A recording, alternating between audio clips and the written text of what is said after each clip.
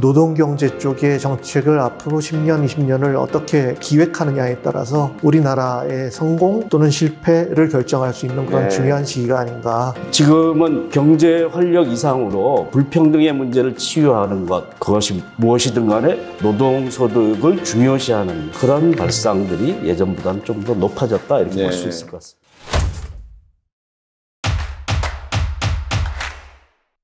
네, 안녕하십니까 시청자 여러분, 곽수영의 경제단판입니다. 오늘은 첫 시간인 만큼 무슨 주제를 가지고 시작을 할까 하다가 최근에 윤석열 정부가 들어서서 노동개혁 이야기를 하고 있습니다. 이 개혁이라는 단어가 혁명, 혁신 어떻게 다른지도 상당히 우리가 좀 관심 있게 들여다봐야 되는 그런 정의인 것 같은데, 일단 현 정부가 노동개혁을 주장하고 있어서 그 다음에 나온 타이틀이 신문사에 언론에서 69시간에 대한 내용들이 나오고 있습니다. 그러다 보니까 과연 노동시간을 우리가 69시간 한다는 의미가 무슨 의미인지, 또 많은 일반 국민들께서는 그냥 노동자는 약자니까 보통 우리가 스포츠 경기를 하다 보면 약자의 편을 들잖아요. 그래서 노동계 쪽의 이야기를 귀를 쏠깃하게 들으실 수가 있는데, 오늘 제가 두 분 아주 귀한 분 초빙을 했습니다. 진짜 대한민국에서 노동 분야에 강호의 고수 중에 고수라고 할 수 있는 분들인데요. 전 노동연구원의 우리 김성택 원장님 모셨습니다. 안녕하십니까? 네, 안녕하십니까? 예. 그리고 지금 현장에서도 일을 하셨고 또 학술적으로도 연구를 하고 계시는 고려대학교 노동대학원의 김성희 교수님 모셨습니다. 안녕하십니까? 예, 반갑습니다. 예, 반갑습니다. 자, 오늘 두 분을 모셨는데 이 노동 문제라고 하는 게 참 민감합니다. 그래서 노동도 경제학의 한 분야죠. 이 시카고 대학에서 경제학을 장가지를 많이 쳤어요. 정치경제학, 노동경제학, 계량경제학, 화폐경제학, 재정학, 또 뭐 수많은 경제학들이 있는데, 그 과정에서도 제가 학교 다닐 때 제일 어려웠던 게 노동경제였어요. 그만큼 노동경제학에는 밀도 있는 이야기들이 많이 나오는데, 오늘 두 분 모시고 제가 한번 노동에 대해서 여러분들께 쉽게 또 편하게, 그렇지만 후반부에 갈수록 우리가 지금 맞닥뜨리고 있는 노동개혁의 문제가 한국 경제와 어떤 관계성이 있는지에 대해서도 시청자 여러분들에게 말씀드릴까 합니다. 먼저 김성희 교수님, 예. 노동 경제를 전공하시게 된 배경을 한번 여쭤봐도 되겠습니까? 노동에 대해서 관심이 많았는데 네. 경제학을 공부하면서 일반 경제학하고 좀 다르게 접근할 수 있는 학제간 학문의 성격이 좀 강하죠. 네, 학제간이라고 하면 이제 사회학, 정치학, 그렇죠. 뭐 법학 이런 사회학의 여러 분야가 아주 밀접하게 관련돼 있다. 포괄적으로 이해를 해야 되는. 네. 그래서 이론적으로 분석적으로도 다뤄야 되지만 현실적으로, 역사적으로, 서술적으로도 다뤄야 되는 그런 분야라서 그래서 관심을 가지게 됐습니다. 전 학교 다닐 때 노동경제학 학점이 박사과정에서 C였어요. 박사과정에서 C를 받는다는 건 이거 말도 안 되는 건데. 예, F죠. 예, F죠. 근데 그만큼 저는 노동경제학에는 별로였고, 화폐금융 또는 파이낸셜 이코노믹스를 어떻게 표현해야 될지, 재정경제학, 재정은 아니죠. 재무경제, 그쪽으로 관심이 있었는데, 우리 김성택 원장께서도 브라운대를 나오셨죠? 네, 브라운대학 나왔습니다. 전공을 언제 결정하셨어요? 저는 이제 박사학위 논문을 과연 무엇을 쓸 것인가를 고민하던 그런 시기에 노동경제학을 하자라고 생각을 했는데요. 그때가 선진국들은 지금 우리나라에서 진전되고 있는 노령화의 문제, 청년층의 숫자가 줄어드는 문제, 그리고 산업구조가 변화함에 따라서 이 교육훈련이 새로 바뀌어야 되는 문제 등 여러 가지 문제들이 쏟아져 나올 때였습니다. 물론 사회보장제도에 있어서도 큰 변화가 일어나야지 되는 그런 시기였습니다. 그래서 제가 그때 공부를 하는 것이 결국은 우리나라에 돌아와서 나타날 현상들이라고 생각을 해서 뭐 학교에서 가르치는 것보다는 정책 쪽에 관심이 있어서 이런 노동 관련된 정책들이 어떻게 변화하는지에 대해서 공부를 하는 것이 상당히 흥미가 있고 또 우리나라에 이제 앞으로 적용될 수 있는 그런 부분들이 지금 진전되고 있는 걸 내가 공부하고 있다는 생각에서 노동경제학을 전공을 했습니다. 논문 쓰신데 몇 년 걸리셨어요? 제가 1996년에 이제 그 논문이 마무리가 됐으니까 상당히 오래됐네요. 우리 김성희 교수님은 몇 년 되셨습니까? 예, 제가 2000년에 썼는데. 그러니까 벌써 한 20년, 30년 다 됐지 않습니까? 네. 사회가 이렇게 보시니까 노동시장이 정말 급변했다고 할 수 있겠습니까? 아니면 노동시장은 그냥 그럭저럭 가더라, 어떻게 변화의 모습을 완만하다, 아니면 급변성이 있다, 어떻게 보십니까, 김성희 교수님? 변하는 게 있고 변하지 않는 게 있고, 뭐가 변하고 변하지? 변하는 외적인 질적인 양태나 이런 양적인 속도는 굉장히 빠른데 질적으로 구조적으로 분단돼 있고 양극화돼 있고 이런 모습은 더 양극화. 선명해지는 양상으로 예. 가고 있어서 양 측면에서 다 이게 봐야 되지 않을까 생각합니다. 질량 측면에서 많이 바뀌고 있다. 저는 변화의 모습이 지금 굉장히 크게 나타나는 거에 대해서 우려를 하고 있는 부분이 있는데요. 네. 일단은 노동이라는 가치는 일반 상품하고 다르게 인간이 관련돼 있다는 점에서 네. 다른 형태로 접근을 해야 된다는 생각을 대부분의 노동경제학자들은 하고 있습니다. 그런데 그러면서도 시장의 한 부분으로서 임금이 가격으로서의 조정이 있고 그리고 공급과 수요에 따라서 모든 것이 변화하는 그런 네. 양태를 가지고 있어서 이 부분이 경제학과 사회학이나 복지학과 서로 겹쳐지는 그런 부분들이 있는 그런 부분입니다. 그런데 이 겹쳐지는 부분들이 지금 현재 디지털 어떤 경제로의 전환, 그 다음에 저탄소 산업으로의 전환, 네. 이런 산업구조 전체가 변할 때에 다 관련돼서 이제 어떻게 변할지가 나타납니다. 그래서 교육훈련이라든지 그리고 인력의 수요와 공급에 있어서 크게 변화가 나타나서 미국 같은 경우는 뭐 인플레이션이 이렇게 심하고 임금이 올라가는데도 불구하고 지금 인력이 모자라가지고 인플레이션이 이렇게 높고 경기 침체로 가야 된다고 말을 하면서도 인력이 부족한 현상이 계속 나타나는 네. 모습이 나타나고 있고요. 그게 이제 몇 년 후에 우리나라의 모습으로 또 나올 거라고 저는 생각을 하고 있습니다.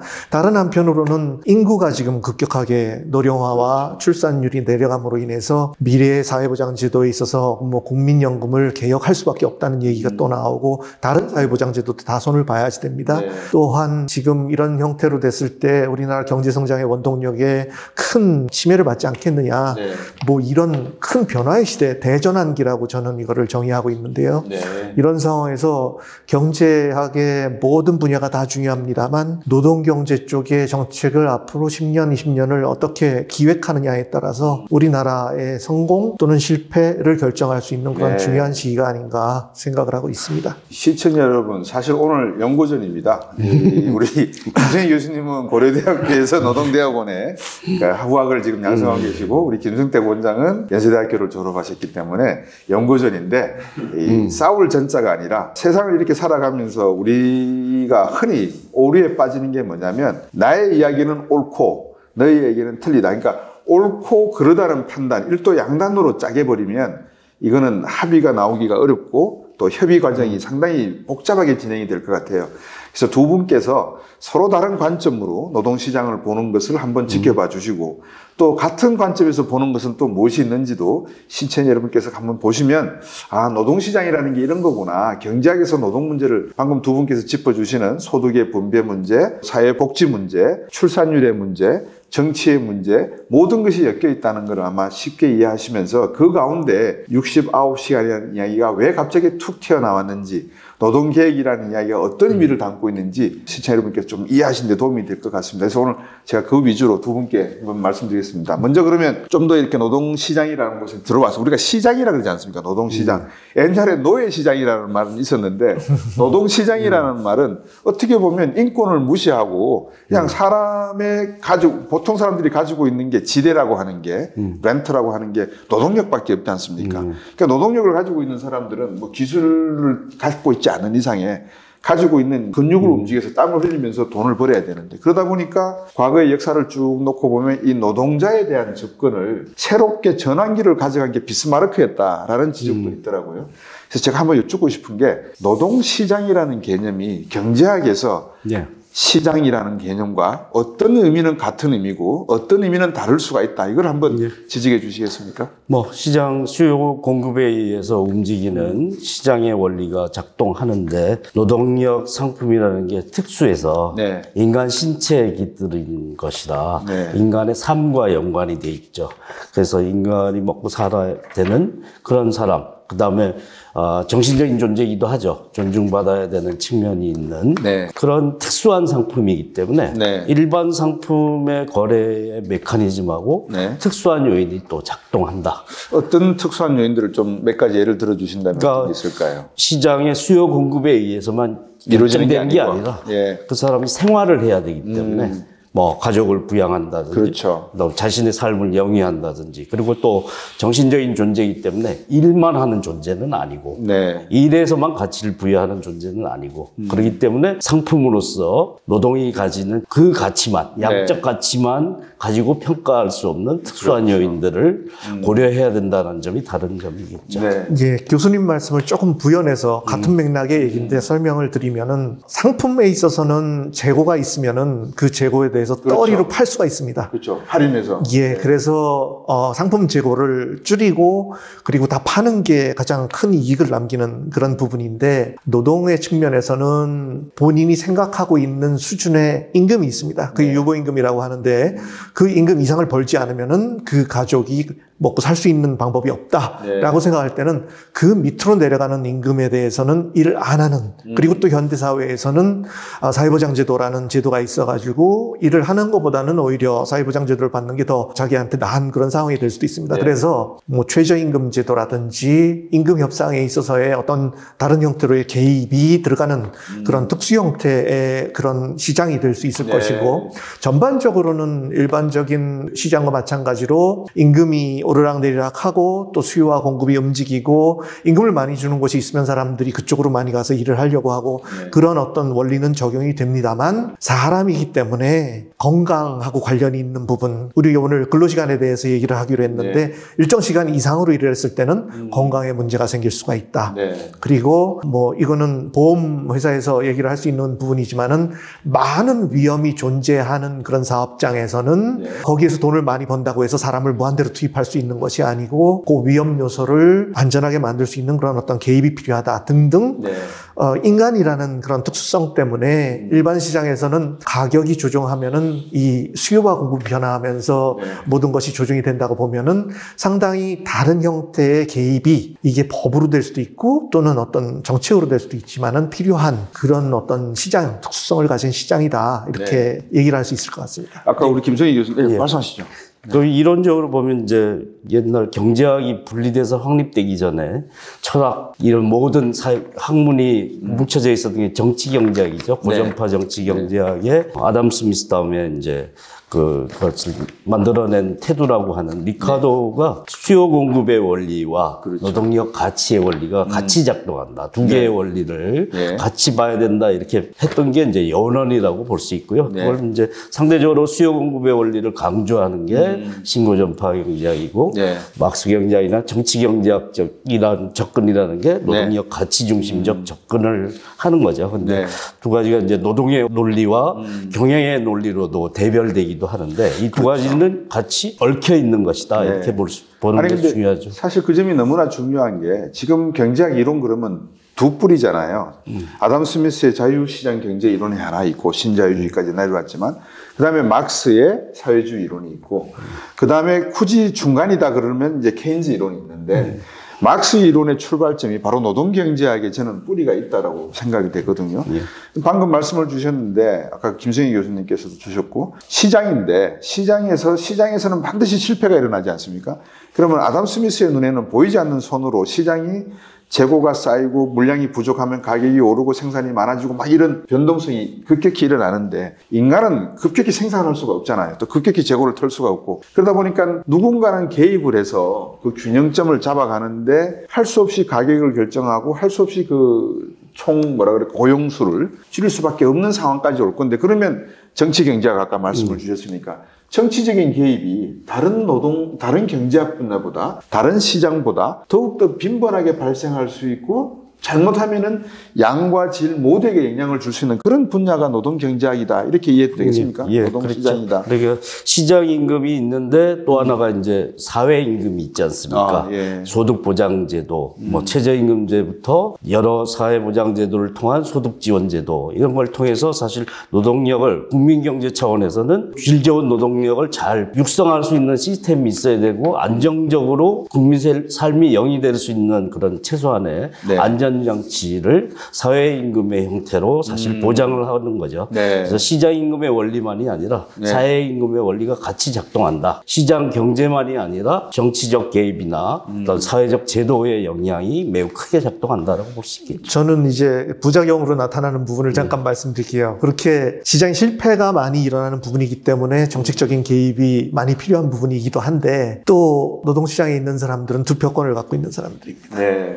그렇기 때문에 그렇죠. 노동 쪽에 정책을 하는 데 있어서 정치인들은 어떤 방식으로 했을 때에 표를 더 얻을 수 있는지 하는 그런 어떤 정치적인 목적을 가지고 접근을 할 수밖에 없는 부분이기도 합니다. 그래서 지금 이 일이 저희 같은 경제학자들이 그냥 들여다봤을 때 이렇게 접근하면 좋겠다라고만 끝나는 것이 아니라 그 안에 있는 노동자들이 과연 정책이라든지 어떻게 돌아가는 거에 대해서 어떻게 생각을 할 것인가까지 고려를 해서 정책적인 부분이 들어가기 때문에 어떨 때는 이해하기가 굉장히 어렵고 어떨 때는 그 정책이 목표했던 부분의 성과를 잘 내지 못하는 그런 경우도 발생하는 시장 실패가 시장에서도 발생하지만 정책에서도 발생하는 그런 일들이 빈번한 분야라고 볼 수가 있습니다. 그 두 분께서 이제 말씀 주시는 가운데 정치가 개입할 수밖에 없는 게 일반 시장 실패가 일어나면 당연한 건데 인구라고 하는 사람이라고 하는 노동을 가진 상품이라고 하는 건 그렇게 쉽게 생산하거나 줄일 수가 없는 분야다 보니까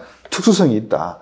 자, 그러면 제가 이렇게 한번 질문을 드려볼게요. 그러다 보면 정책의 일관성, 오랜 역사를 흐르면서 인구의 동태학적인 변화나 사회학적, 심리학적인 변화를 관찰하고 거기에 맞는 선제적인 대응이 나가는 게 그 노동시장의 바람직한 아주 영어로 표현하면 옵티멀한 정책이라고 한다면 문재인 정부 때 소득주도 성장 이야기를 하면서 최저임금을 급격히 올렸습니다. 그 다음에 지금 윤석열 정부에 들어와서는 노동시장 개혁이라는 이야기로 또 나오고 있습니다. 그러면 가장 어렵고 예민한 시장을 놓고 상반된 아주 극단적인 내용으로 치닫고 있는 모습으로 제 눈에는 비춰지고 시청 여러분들한테도 이해가 될 수 있을 것 같아요. 그래서 한번 소득주도 성장에 대한 이야기를 한번 해주시고 이게 어떤 의미를 가지고 장점과 단점, 실패와 성공의 의미 그리고 노동시장의 개혁이 과연 어떤 성과를 낼 수 있을 걸로 생각을 해서 어떤 분들이 생각을 하고 이 아이디어를 냈는지도 한번 논의해봤으면 합니다. 짧게. 2008, 9년 글로벌 금융위기 이후에 사실 OECD나 뭐 IMF나 세계은행이나 다 그 유연화 지상주의, 신자유주의 시대의 노동 강령이죠. 노동 유연화만이 경쟁력을 높이고 살 길이다.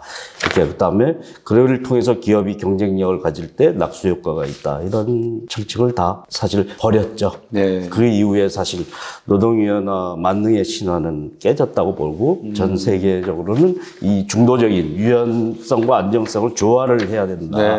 이런 흐름으로 사실 독트린이 다 바뀌어 나갔다라고 할 수 있습니다. 그래서 그 시장 경제 중에서도 영미식 자유시장 경제를 주창하는 사람들도 그 폐해, 불평등의 폐해나 이 문제에 대해서 주목하기 시작하면서 포용적 성장 이런 것이 이제 중요하다. 그래서 그것을 ILO에서는 세계노동기구에서 임금주도 성장으로 가는 게 맞다. 기업 지원책이 아니라 노동 소득을 가진 사람이 구매력을 발휘하는 그런 체계가 됐을 때 불평등도 해소할 수 있고 장기적 성장도 보장할 수 있다 이렇게 하면서 이제 포용적 성장, 임금주도 성장의 얘기가 나왔는데 우리나라에서는 그 버전을 자영업자 소득까지 포함하기 위해서 소득주도 성장이라는 이름으로 바꿔서 이제 이게 문재인 정부가 추진을 했는데 가다가 말았죠. 2년 높이 하다가 또 반발이 많이 생기니까 확 낮춰갖고 그래서 최저임금 5년 평균 인상률은 7.3%로 박근혜 정부 4년에 7.4%보다도 낮은 결과를 초래하긴 했습니다. 그래서 가다가 말았다. 그러나 팬데믹도 겪고 뭐 여러 가지 요인에 의해서 사실은 주춤했다고 할 수 있는데 그래서 우리 지금은 경제 활력 이상으로 불평등의 문제를 치유하는 것 이것이 대전환의 시기, 기후 변화와 그다음에 디지털 경제로 전환에 따른 고용 문제 여러 가지 문제가 부각되는 가운데 불평등의 폐해에 주목하는 그런 그 콘센서스는 좀 광범위하게 형성된 것이 아니냐. 그래서 그것이 무엇이든 간에 노동소득을 중요시하는 그런 발상들이 예전보다는 좀 더 높아졌다 이렇게 볼 수 있을 것 같습니다. 소득주도 성장을 맨 처음에 고안한 사람들과 제가 세미나 참석했을 때에 그때의 소득주도 성장을 성공시킬 수 있는 주요한 원동력 중에 하나는 경제성장이 밑받침돼야 된다는 거였습니다. 그리고 거기에 주체는 기업이었습니다. 그래서 그것을 설계한 분들도 그 얘기를 했었죠. 네. 그런데 정부가 지금 최근에 어떤 정부든지 마찬가지로 전체적인 경제정책과 노동정책 또는 복지정책 이런 것들이 서로 유기적으로 연관이 돼서 목표를 향해서 가면 좋은데 지금 문재인 정부 때 처음에 계획은 또 전문가들이 만들었으니까 소득주도 성장이 메이저 이론도 아니고 그렇지만 성공시킬 수 있는 그런 요건들이 뭔가를 다 짚어봤었고 그중에 하나가 기업들이 경제성장을 튼실하게 유도하는 거였는데 공정거래위원회라든지 이런 쪽에서는 그때에 무슨 불법을 저지르는지 5년 동안 열심히 보겠다. 투자를 촉진시킬 수 있는 그런 방법에 대해서 한편에서는 재벌 총수들과 대통령이 만나는 한편 다른 쪽에서는 어떤 부분들에 대해서 그동안에 이 공정거래나 뭐 다른 걸 위반한 부분 그리고 특히 이제 중소기업과 대기업 간 또 자영업자에 관련돼서 이 공정하지 못한 부분들을 어떻게 해결할 것이냐를 굉장히 세게 밀어붙이는 그런 와중에 대기업들에서는 투자를 유보하고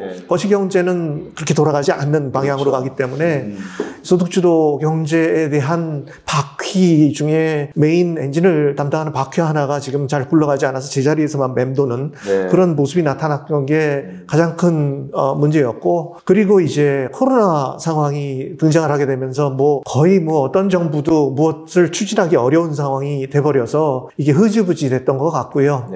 그리고 지금 이 정부들이 노동 정책에 관련된 게 그 경제 정책하고 관련 어떻게 시켜야 되느냐에 대한 고민을 많이 하지만 저는 교수님께서 낙수 효과를 말씀하셨지만 저는 낙수 효과보다는 경제 성장을 많이 하면은 그럼 뭐 이 이중 구조가 사라지고 저소득 계층의 소득을 올려줄 수 있다는 거는 맞지 않는 그런 부분이고 오히려 이중 구조가 지금 더 넓어지는 거는 증명이 된 사실인데 필요 충분 조건이 되지는 못하는데 하지만 경제 성장이 필요 조건이라고 생각을 합니다. 이는 문재인 정부의 소득주도 성장을 설계하신 분들도 처음에 얘기를 했던 것처럼 경제가 성장하지 못하면은 무슨 수단을 사용하더라도 이 이중구조라든지 소득격차가 넓어지는 걸 막을 수가 없어요.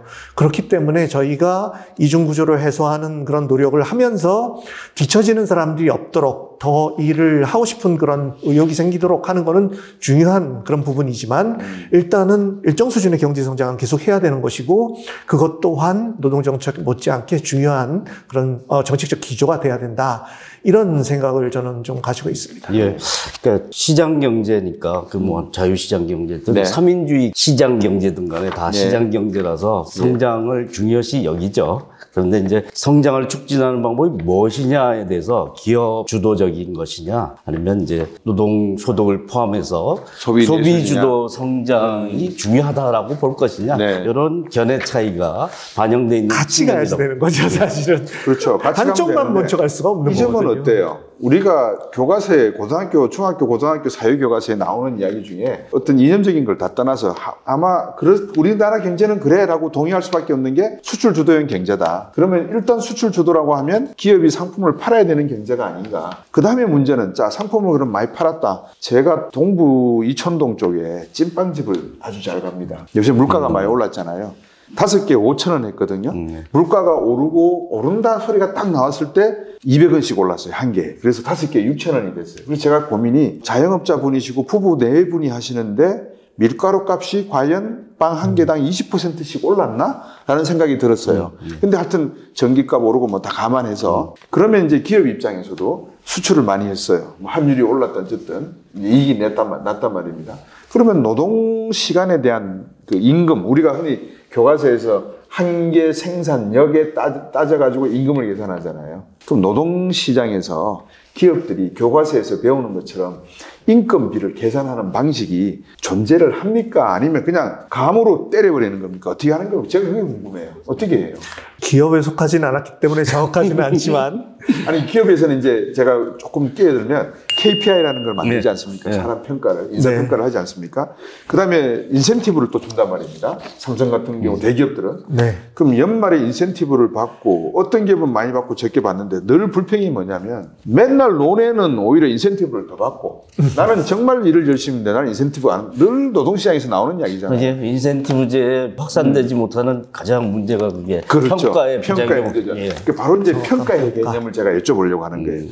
자, 임금을 가치를 어떻게 산정을 하느냐. 이게 저는 상당히 또 궁금한 점이에요. 제조업에 계시는 분들이 시간당 임금 10만 원가 하고 서비스업에 계시는 분들이 시간당 15만 원 받는 거 하고 서비스업이 오히려 더 쉬울 것 같은데 왜 제조업 분들이 적게 받는 그게 노동 단가를 계산하는 방식이 있습니까? 저도 뭐 그걸 계산한 사람은 아니지만 네. 수익이 나오는 거에 따라서 1인당 네. 수익 부가가치 그렇죠. 예. 기여도가 있죠. 그래서 우리는 노동 생산성 측정하는데 물적 노동 생산성으로 개별 기업 차원에서는 따지겠죠. 네. 시간당 몇 대를 만드느냐 그렇죠. 뭐 이런 걸 따지지만 사실은 비교할 때는 부가가치로 따지는 거지 않습니까? 네. 최종 생산물의 가격이 높으면 네. 1인당 부가가치가 높아서 높은 노동 거니까. 생산성이 그렇죠. 높게 나오는 거죠. 그래서 서비스업은 인력 투입형 산업이라 인당 부가가치 자본 장비율도 낮을 수밖에 없고 부가가치 최종 금액도 낮을 수밖에 없으니까 낮게 산정이 되는 거고, 그다음 이제 제조업은 상대적으로 고가의 물품을 팔수록 우리나라 이제 자동차 산업 노동 생산성이 독일 뭐 스웨덴의 3분의 1밖에 안 된다. 근데 임금은 높다 이런 얘기를 하는데 제가 수출 단가를 딱 봤더니 수출 단가가 3배 차이가 나더라고요. 뭐 노력을 적게 하는 게 아니라 뭐 맨날 일하면서 뭐 주식 시장 본다 이런 얘기를 하는데 그런 경우도 있을 수 있지만 그 몰아서 하기 때문에 이제 나타나는 양상이고 노동 생산 일을 열심히 안 하는 척도가 아니라 최종 부가가치에 따라 영향을 많이 받는다. 그래서 기업에 따라서 우리나라 이제 임금 격차가 크지 않습니까? 대중소기업 격차가 큰 이유 중에 하나는 중소기업은 대기업에 납품하는 내수 시장이고 그러다 보면 이제 모든 가격 책정을 뭐 받아야 되는 사람이죠. 그래서 그렇기 때문에 낮게 나올 수밖에 없어서 임금이 낮을 수밖에 없고 그다음 이제 최종 생산물을 만드는데 글로벌 시장에서 경쟁하면서 어느 정도 지위를 획득한 기업들은 굉장히 높아질 수밖에 없는 그렇게 줘도 사실은 세금으로 내는 것보다 훨씬 낫기 때문에 임금을 높게 줘도 인센티브를 줘도 크게 문제가 되지 않는 이런 격차가 생기는 거라고 볼 수 있겠죠. 예, 저도 비슷한 생각입니다. 서비스를 제공하는 그 분야 또는 제조를 하는 분야에 있어서 최종 생산물의 가격이 어느 정도 되느냐에 따라서 부가가치에 따라서 이제 임금이 결정되는데 그 부가가치가 낮은 쪽은 우리나라 근로자들이 가지 않으려고 하면서 이제 외국인 근로자들을 활용하면서 지금 유지를 하고 있고요. 그거를 유지시켜주는 이유는 아직도 그러한 사업체의 숫자가 많기 때문에 그거를 퇴출이다라고 했을 때 불러올 사회에서의 또 경제적인 문제점들 이거를 고민하기 때문에 어느 정도는 계속 유지를 할 수밖에 없는 것이고 서비스업 쪽이 임금이 그렇게 뭐 상대적으로 제조업보다 높다는 거는 저는 사실 약간 왜곡된 가격이라고 생각을 해요. 왜냐하면은 제조업에는 굉장히 많은 외국인 근로자들이 지금 일을 하고 있어서 최저임금을 기준으로 해가지고 임금을 받고 있는 부분들이 있기 때문에 그 부분에 대해서는 얼마 정도의 부가가치가 되는지에 따라서도 이것이 차이가 있겠지만은 국내 근로자들이 얼마나 많이 일하느냐 외국인 근로자가 얼마나 많이 일하느냐에 따라서도 차이가 있을 거라고 생각이 됩니다. 그러니까 평균적으로 전체적으로 보면요 제조업이 서비스업보다는 임금이 높습니다. 상대적으로 높은 편이고요. 우리나라는 뭐 서비스업도 여러 종류가 있을 텐데 대부분은 인력 투입형이지 않습니까?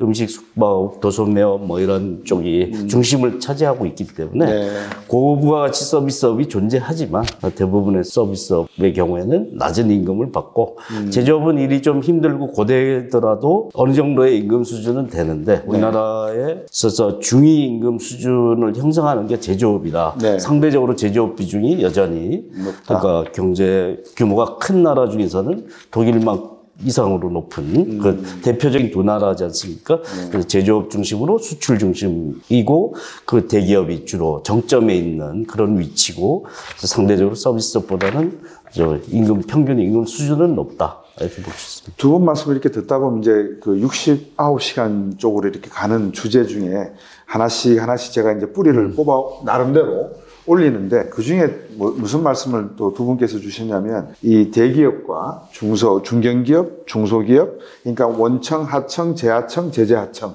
이 연계 속에서 원가, 단가 계산을 하는 방식이 대기업에서 결정을 하면 하청, 재하청, 제재하청까지는 상당히 많이 깎여서 내려간다. 그러면 제재하청, 그러니까 3하청 정도 될 경우에는 외국인 근로자가 70% 정도가 되지 않으면 단가를 맞출 수 없는 상황이 된다.